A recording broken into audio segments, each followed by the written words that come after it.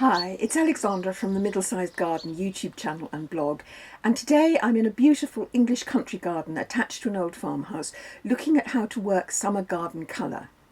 It belongs to artist Liz Bradley, who paints beautiful vibrant watercolours, mainly of her garden flowers and her hens. And because she's an artist, she has an instinctive understanding of colour.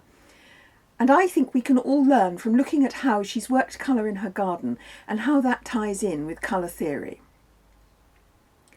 First, I'll describe the garden. It's around an acre and it's wrapped around an old farmhouse. It was just an empty canvas of lawn when she moved in.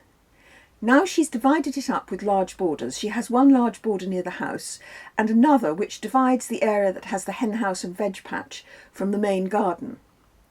And the rest of the garden slopes down, so she's split that part of the lawn in two by adding two curved borders across it and some trees to create a wilder end of the garden. And there's a shady path to the door at the side and an old shed in the front drive. And how does this all tie in with colour theory? You've probably heard of the colour wheel. There are three primary colours: red, blue and green.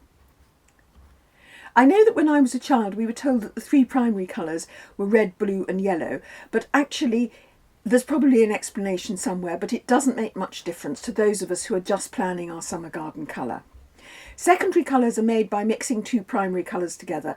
They are cyan, magenta and yellow. And colours can also be hot or cool, so the orange-red side of the wheel is hot and the blue side is cool. Another artist, Marc Chagall, had a brilliant explanation for how to choose successful colour combinations, and it works just as well in gardens as in paintings. In colour theory, colours that are close to each other on the wheel are harmonious, like blue and green.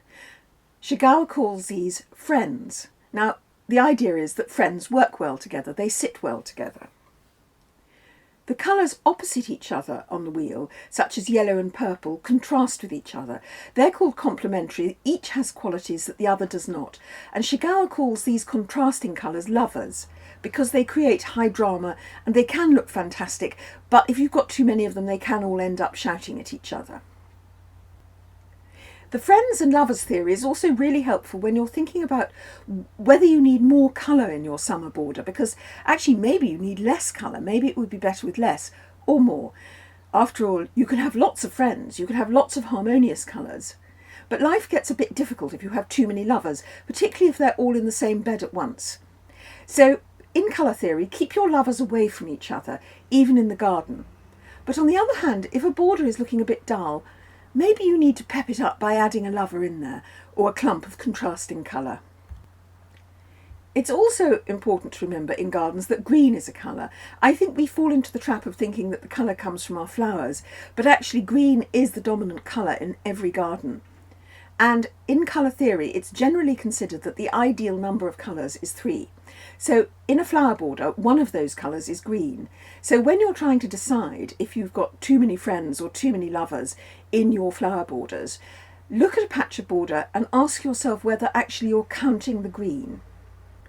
Liz actually uses lots of different interesting foliage in her borders, which offers variety and interest without creating too much high drama. Even the darkest leaves have green in them, so foliage is generally harmonious, but the way Liz does it, you can have lots of variations of green too, so you get the combination of harmony and variety, and then you can just throw a little bit of drama in where you want it, when you want it. And what about white? Liz told me she doesn't really use much white in the garden, but there is one corner which she's made wholly white with some wonderful white roses and other flowers, and that's to make the most of her beautiful old beams and whitewashed walls of her house. White can be a difficult element to add into a summer border because I think once again people forget that it's actually a colour. I do think it's important that one looks at theory simply as theory. Look at it, look at your garden, decide whether it helps. If it doesn't, it's your garden and you should choose the colours that make you feel happy. But I hope you found this helpful, and there's more detail about Liz's paintings and books on garden colour in the link in the description below. And if you've enjoyed this garden, do please hit like, because then I'll know you'd like to see more English country gardens. And if you haven't subscribed to the Middlesized Garden YouTube channel, We upload on Saturdays with tips, ideas and inspiration. So thank you for watching. Goodbye.